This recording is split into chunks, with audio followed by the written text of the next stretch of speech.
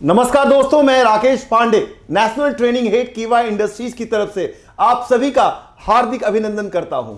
दोस्तों, कीवा की कामयाबी के सफर में आज जितने भी लीडर सफलताओं को हासिल किए हैं, आज मैं दोस्तों एक ऐसे लीडर से आपको रूबरू करवाना चाहता हूं। दोस्तों, उनके जर्नी को जब सुनेंगे ना दोस्तों, दिल थाम के बैठिए। वो एक बाय प्रोफेशन एक साइंटिस्ट है, और एक साइंटिस्ट मतलब हर एक प्रोफेशन में से दोस्तों अगर साइंटिस्ट भी अगर कीवा इंडस्ट्रीज में network marketing as a networker काम कर रहे हैं, तो आइए हम मिलेंगे the one of the most senior most chairman club member doctor BP Mishra ji से। तो मिश्रा जी, आपका हार्दिक अभिनंदन है हमारे इस प्रोग्राम में। और सर, सबसे पहले ये जानना चाहूंगा कि सुना है कि आपका जो बर्थडे है वो 15 अगस्त का दिन है, तो क्या यह सच है? जी सर, ये सच है, 15 अगस्त, लेकिन उसके साथ साथ 1947। ओ माय गॉड, 15 अगस्त और साथ साथ 1947। Yes sir. मतलब जब हमारा भारत आजाद हुआ उस वक्त आपका जन्म हुआ। ये तो काफी जबरदस्त कोइंसिडेंस है। सो सर, बेसिकली मैं आपके बैकग्राउंड के बारे में, या हमारे दर्शक जो आपको देख रहे हैं, वो आपके बैकग्राउंड के बारे में, आपके थोड़ा एजुकेशन के बारे में हम जानना चाहेंगे।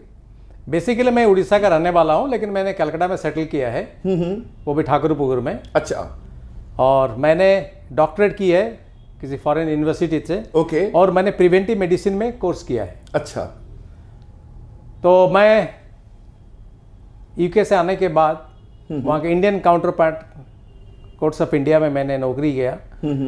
नौकरी किया बहुत दिन तक नौकरी भी किया, लेकिन किसी कारण, ईगो क्लैश के कारण बॉस के साथ या कुछ भी हो, मुझे नौकरी छोड़ना पड़ा या मेरी नौकरी चली गई। ओके। मैं बेकार हो गया। लेकिन उस टाइम मेरा उम्र था 51 ईयर्स। 51 साल में मुझे बेकार होना पड़ा, अनएम्प्लॉयड होना पड़ा। अच्छा। जबकि घर में बीबी है और बच्ची है। Okay sir. ओके। मैं उस दिन जब घर गया मैं काफ़ी रोया। अच्छा। 51 साल की उम्र भी मैंने रोया। और क्योंकि उस उम्र में एक्चुअली मैं थोड़ा घबरा भी गया था। सही बात है सर। लेकिन रात को मेरी मिसेस आके मुझे हौसला दिया कि देखो, भगवान जो करता है प्राणी के मंगल की करता है, तो हिम्मत मत हारो। अच्छा। तो देखिए, ये जो मोरल सपोर्ट, ये जो हौसला था मेरे मिसेस का, वो मुझे फिर खड़ा कर दिया। मैं कहा ठीक है, मैं लड़ूंगा। तो उस वक्त एक मलेशियन कंपनी इंडिया में आई थी, जो स्पेशलाइज्ड प्रोडक्ट बनाती थी बायोसेरामिक के ऊपर। अच्छा। कपड़ा पहनो बीमारी गायब। नया कंसेप्ट है, लोगों को यकीन भी नहीं होगा। तो भी मैं, ये टेक्निकल चीज़ था, मैंने एक्सेप्ट किया। कि उससे पहले बीच में 1 साल तक मैंने मोदी केयर किया। मोदी केयर का जो प्रोडक्ट रेंज था वो मेरे जॉब्स डिटेक्शन में मीट नहीं करता था। ओके। सो सर, आपने 50-51 साल की उम्र में आप ये नेटवर्क मार्केटिंग के ऊपर काम करना स्टार्ट किया? इसलिए कि मैं जब बाहर था, फॉरेन में था जब था, तो मुझे नेटवर्क मार्केटिंग के पावर के बारे में मालूम था। अच्छा सर। लेकिन नौकरी के कारण मुझे करना पड़ा था इधर आके। Right sir. तो उस पर नेटवर्क मार्केटिंग मेरा भरोसा था, इसलिए मैंने नेटवर्क मार्केटिंग को ही चुना। हाँ। तो ये मलेशियन कंपनी थी। अच्छा। यहाँ पर कलकत्ता में कोई ऑफिस नहीं था, C&F नहीं था, कुछ नहीं था। तो ये हिस्ट्री मैं इसलिए बोलना चाहता हूँ कि आजकल के जितने भी नेटवर्कर्स हैं वो थोड़ा सस्ते में थोड़ा कमाना चाहते हैं। लेकिन earning money is a tough job. Right. Honestly earning is a tough job. इसमें मेहनत आपको करना ही पड़ेगा। तो उस वक्त मैं, एक फॉर्म मेरे हाथ में आता था, तो मैं उसी एक फॉर्म को लेकर चेन्नई जाया करता था। अच्छा।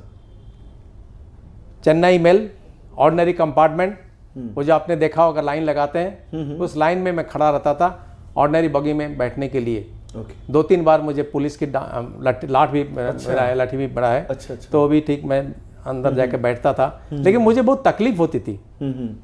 अच्छा। अब मेरा बैकग्राउंड और अभी का सिचुएशन, मैं किस तरह मेंटेन किया, मैनेज किया, ये मैं कभी कभी सोचता हूँ कैसे मैंने मैनेज किया। ओके। मतलब एक तरफ से आप जीरो से हीरो बने। और फिर हीरो से फिर जीरो बन रहा। ये सफर आपका अप्स एंड डाउन लाइफ में चलता रहा, हर वक्त चलता रहा। Right sir. तो मुझे जो तकलीफ होती थी उस बॉगी में, ऑर्डिनरी बॉगी के अंदर जो सिगरेट और बीड़ी का स्मेल, और आप ऑर्डिनरी कंपार्टमेंट आप इमेजिन कर सकते हैं टॉयलेट का क्या हालत होगा। सही बात है सर। तो नेक्स्ट डे सुबह मैं जब पहुंचा था मैं चेन्नई, तो उस जमाने में एक VIP का चौड़ा बैग होता था जिसका खुद का वजन शायद 3 kg का होता अच्छा। था। तो वो उसी में मेरा सामान रहता था। मैं वेटिंग रूम में जाता था, वहाँ से नहा धो के भीगा हुआ गमछा को पॉलीथीन में मोड़ के उसी सूटकेस में रख के मैं उस कंपनी के ऑफिस में जाता था। अच्छा। वहाँ जाके फॉर्म देता था, प्रोडक्ट लाता था। ओके। फिर रात को उसी ट्रेन में वैसे ही बैठे बैठे मैं कलकत्ते के लिए रवाना होता था। ये तो बहुत हार्डवर्क है सर। मतलब एक नेटवर्क मार्केटिंग आप कर रहे हो, एक ट्रेन से हटकर, ऊपर से प्रोडक्ट आपको जाना पड़ता है चेन्नई, फिर वहां से आना पड़ता है, वो भी ऑर्डिनरी कंपार्टमेंट में। ये कैसे इतने सारे प्रॉब्लम को आपने झेला है सर? झेला है सर, पता नहीं भगवान का आशीर्वाद होगा, बे अपना कुछ होगा, तो मैंने झेल लिया। तो ये मोटिवेशन कैसे मिलता था? मतलब कुछ करने का नहीं था या ऐसा कुछ क्या था? करके दिखाना है। अच्छा। जिस बॉस के साथ मेरा झगड़ा हुआ था, हाँ। उसको करके दिखाना है कि I can earn 10 times more than you। ये अपने में चैलेंज लिया था कि ये दिखाना है मुझे करके। राइट। और दूसरी चीज मिसेस का सपोर्ट था, मोरल सपोर्ट था। ये बहुत बड़ा सपोर्ट, ये बहुत बड़ा सपोर्ट था। राइट सर, ये बहुत सही बात है। वो मेंटली जिस तरह से आप डिस्टर्ब हो गए थे और उन्होंने जैसे आपको संभाला। सो सर, एक और चीज जानना चाहता हूं कि ये जो कीवा नेटवर्क मार्केटिंग है, ये प्लेटफॉर्म आपको आपने कब स्टार्ट किया कीवा की जर्नी, और कैसे आप कीवा में आए? ये पहली वाली कंपनी के बारे में थोड़ा बता दूं। हाँ बताइए सर। हाँ जरूर। जब मैं एक फॉर्म लेके जाता था मुझे 75 रुपया मिलता था। अच्छा। तो लोग मुझे पूछते थे, अरे 400 रुपया खर्चा तेरा होता है। उस जमाने में 400 रुपये में हो जाता था। अच्छा। उन्हें थप्पम खा के चल जाता था। राइट। तो मैं बोलता था, सर 75 रुपया मिलता है, 400 रुपये खर्चा होता है, ये 325 रुपया मेरा इन्वेस्टमेंट है। ओके। और आज उसी तरह का मैंने इन्वेस्टमेंट किया था बोल के मुझे आज भी फक्र है अपने ऊपर कि मैं तो करोड़पति बना ही। मेरे कारण, मेरे लगे रहने के कारण, मेरे कंसिस्टेंसी के कारण मैं बहुत सारे करोड़पति भी बने, लखपति भी बने हैं। अच्छा। अगर मैं उस टाइम छोड़ देता तो पता नहीं क्या होता।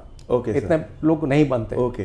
तो अनफॉर्चुनेटली मुझे उस कंपनी से थोड़ा दूर होना पड़ा, क्योंकि बीच में वो जो प्रेसिडेंट थे उनका एक्सीडेंट हुआ। वो 2 साल तक नहीं आ पाए, तो कंपनी में थोड़ा गंडगोल चालू हो गया। Okay sir. लेकिन इस कंपनी से मैंने बहुत सारा कमाया। और प्रेसिडेंट, जब मैं चेन्नई जाता था महीने में 3-4-5 बार जाता था, प्रेसिडेंट लेकिन मार्क करता था, उनका ग्लास का चेंबर था। Okay. He used to mark. Okay. तो उसने मिस्टर बीजू नायक जो GM था, जिसके साथ मैं यूजुअली बात किया करता, उससे पूछे ये लड़का कौन है, कहाँ से आता है, क्या है। तो उन्होंने सब कुछ सुना। अच्छा। मैं एक तकलीफ करके आता हूँ इतना मेहनत करके, तो उन्होंने उसको ठान लिया था। बाद में उन्होंने मुझे एक ऑफिस बना कर दिया कलकत्ता में 60 लेनिन सरानी में। अच्छा। और मेरे जिम्मे कर दिया 3 करोड़ का माल। ओके। राइट। और वहाँ का C&F बन गया, सारा सब चीज़ उनका था। अच्छा। I was the taker. Okay. तो ये मुझे एक रिवार्ड मिला था उनके तरफ से। और इसी कंपनी से मैं लैंसर लिया था। उसी लैंसर में बैठ के मैं उस कंपनी में गया था जिस कंपनी से मुझे खदेड़ा गया था। अच्छा। मैं उस मेरे बॉस से भी मिला। हाँ। और उनको मेरी सक्सेस स्टोरी बताई। ओके। तो वो आपने वो जवाब जो आपने मैंने जवाब दिया उनको, मुंह तोड़ जवाब दिया। मुंह तोड़ दिया जब। हाँ। और ultimately he became my customer also. Okay. तो ये तो गया, लेकिन रियली अनफॉर्चुनेटली प्रेसिडेंट का एक्सीडेंट हो गया, 2 साल तक नहीं आए, तो धांधली चालू हो गया, क्वालिटी डिटर्ट कर गया, सब कुछ हो गया। ओके। तो इन द मीन टाइम मुझे एक्स कॉनीबाय के, इसका मेरा नाम कॉनीबाय था, मुंह से आ जाता है क्योंकि ऑल इंडिया में मैंने ट्रेनिंग दिया है और इस कॉनीबाय ने मेरी पहचान बनाई है। तो वहाँ से मलेशिया से एक तो रिक्वेस्ट आया कि चलो एक चीज़ रिसर्च करते हैं। रिसर्च सब्जेक्ट यह था, हम जो बोलते हैं इंजन बूढ़े हो जाते हैं। अच्छा। तो इंजन बूढ़े क्यों होते हैं और पॉल्यूशन क्यों होता है, ये मेरा सब्जेक्ट था। ये रिसर्च का मैं फिर आगे बढ़ता हूँ। अच्छा। तो मैं रिसर्च किया। रिसर्च करने के बाद 4 साइंटिस्ट थे उस तब तक साइंटिस्ट बने नहीं हम लोग, 4 आदमी थे। तो 4 आदमी ने स्ट्रगल करके उसको बनाया, रीजंस निकाला। ओके। तो किसी एक दिन कॉकटेल पार्टी हो रहा था, मैं रीजन के टाइम में मैंने बताया इतना रुपया जब इन्वेस्टमेंट हुआ है, इस रीजन को हम डिवाइस में कन्वर्ट करते हैं। अच्छा। तो बाकी 2 आदमी बस वासु एंड सत्या वो निकल गए, हमको छोड़ के चले गए, क्योंकि इतना रुपया इन्वेस्ट करवाया, फिर करवाएगा लड़का। तो वो चले गए, फिर मैं और अशोक रह गए। तो हम लोगों ने टोटल उसमें काम किया। अच्छा। हमें सक्सेस मिली और हमारा product number 1 in the world market बना। लेकिन तब तक मेरा कम से कम 60-70 लाख इन्वेस्टमेंट हो चुका था, जो मैंने एंटायर कमाया था, सेविंग किया था। अच्छा। वो पहली वाली कंपनी से, वो सारा वहाँ चला गया। इवन यहाँ तक कि मेरे मिसेस के गहना भी चले गए, मुथूट में मॉर्गेज दिया था, वो भी मुथूट फाइनेंस लेके चला गया। तो ये जो प्रोजेक्ट है आपका, सारा पिछला कमाया हुआ वो वापस फिर से आपको जीरो पे लेके चला गया, इसमें जीरो में, क्योंकि मैंने सोचा था कि इसका रिटर्न जल्दी आएगा, लेकिन विदाउट पेटेंट हमारा प्रोडक्ट जो है वर्ल्ड में नंबर 1 था। अच्छा। विदाउट पेटेंट हम देंगे नहीं, किसी को टेक्नोलॉजी ट्रांसफर करेंगे। तो मैंने सोचा, मुझे इतना आइडिया नहीं था, पेटेंट में इतना टाइम लगता है, तो रिटर्न आ जाएगा, मैंने सोचा था, लेकिन आया नहीं। And I became really bankrupt जिसको बोलते हैं। अच्छा अच्छा, अगेन फिर वापस अब उसी पोजीशन पे आ गए। बैंकक्रप्ट जब हो गया तो आई वॉज कम्प्लीटली परप्लेक्स। मैंने पेटेंट के लिए यहाँ जमा दिया, लेकिन अभी तो कुछ काम नहीं है। तो मैं पूरा बैंकक्रप्ट हो गया था। अच्छा। उस टाइम फिर मुझे कुछ सोचना पड़ा। उस टाइम मेरा उम्र हो जाता है 69 ईयर्स। 69 ईयर्स में मुझे, और मैंने देखा कि 69 ईयर्स मेरे हाथ में बहुत कम टाइम है और डू एंड डाई का सिचुएशन है। तब मैंने ढूंढा कौन सी कंपनी है, क्या है, अच्छा, कहाँ जाए। तो मुझे फॉर्चुनेटली केवाई एक कंपनी मिली, मैंने ज्वाइन करने की ठानी। तो ये कीवा का जर्नी आपका कब से स्टार्ट हुआ? 69 समझे 5 साल हुआ होगा। 5 साल, ओके। 5 साल। तो कीवा का जर्नी जब आपने स्टार्ट किया तो ऐसा आपको क्या खास लगा? वैसे तो आप काफी अच्छे जानकार रहे हैं इस फील्ड के बारे में, तो कीवा में आपको क्या खास, हमारे दर्शक जानना चाहते हैं कीवा के खासियत के बारे में। देखिए, मैंने डिसाइड, आपका एक्सपीरियंस, आप एक साइंटिस्ट हैं और नॉलेज काफी है आपका। जी सर, थैंक यू। तो मैं जब केवा में मैंने सोचा, देखा, स्टडी भी किया, तो इन द मीन टाइम मैं मिथुन साधु का, जो कि यहाँ के फाउंडर मेंबर है, वो मेरे पुराने पहचान के थे। अच्छा। तो मैंने उनसे भी मिला, उनसे डिस्कस किया। उसका डिस्कस करने के बाद मैं पीछे नहीं मुड़ के चला। ओके। केवा में मुझे ये जो आपने अच्छा क्वेश्चन पूछा, जो कि काफ़ी ज़रूरी है सबको जानना भी, केवा is a financially sound company and 100% honest company, जो कि 19 रुपये का पेमेंट भी भेजती है। और इसमें आपका 2 लेग है, उसी में आप लाखों कमा सकते हो। प्रोडक्ट रेंज जो है, फूड सप्लीमेंट है, कॉस्मेटिक ब्यूटी प्रोडक्ट्स है, एग्रीकल्चर है, वेटनरी है, पर्सनल केयर, जितने तरह के गुड मॉर्निंग से गुड नाइट तक के प्रोडक्ट है।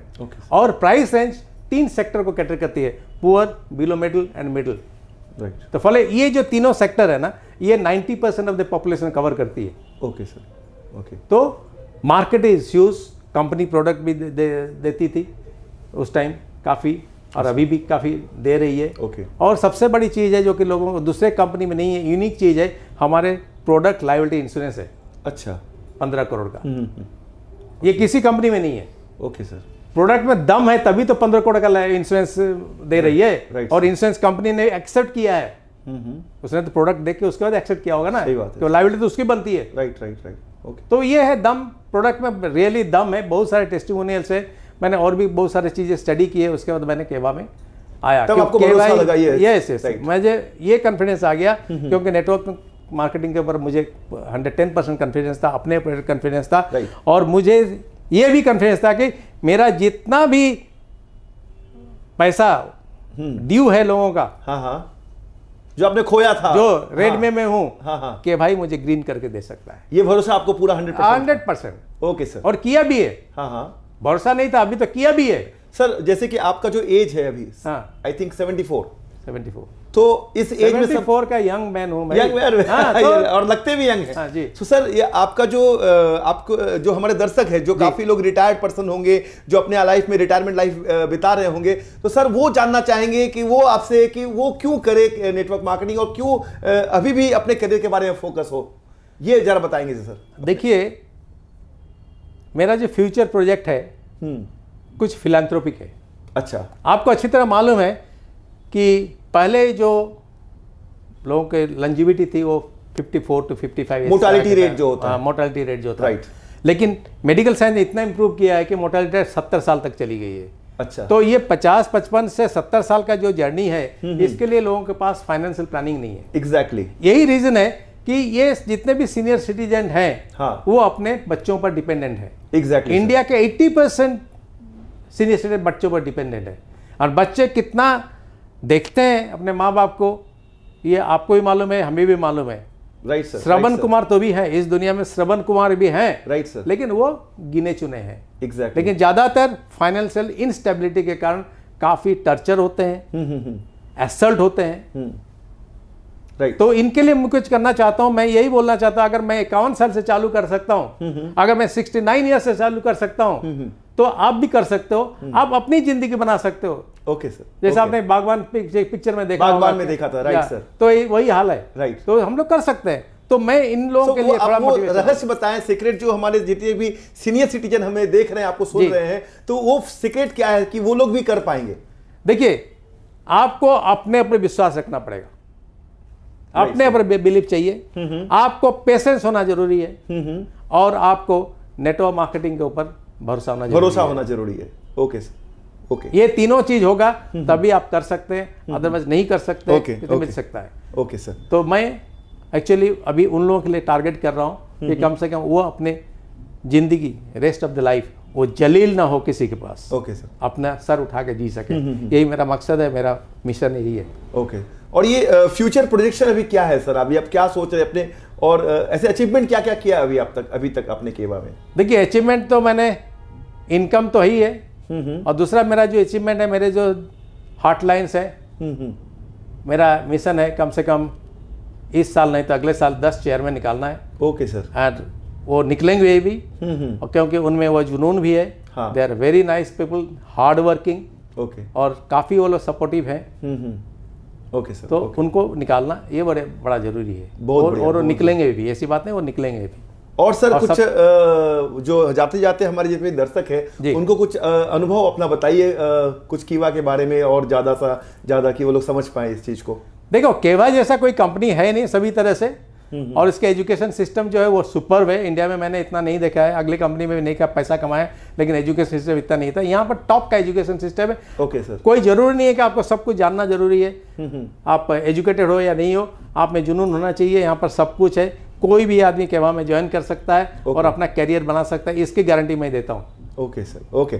Thank you very much sir, आपका काफ़ी मूल्यवान समय आपने हमें दिया, और इसी तरीके से हम आगे और भी मिलते रहेंगे, और भी आपका अनुभव हम लोग लेते रहेंगे। तो दोस्तों, आज हमने ये देखा कि एक साइंटिस्ट बाय प्रोफेशन होते हुए भी, इतना एक्सपीरियंस होते हुए भी, सीनियर सिटीजन, आज उनका 74 ईयर्स एज है, तो भी अपने वो लक्ष्य के लिए, अपने जुनून के लिए वो काम करते हैं दोस्तों। तो ये काफ़ी बड़ा हमें बेनिफिट मिला, लाभ मिला आपके अनुभवों को जान करके। धन्यवाद मिश्रा जी, आगे हम लोग यही मिलते रहेंगे। Thank you. Thank you very much sir, thank you.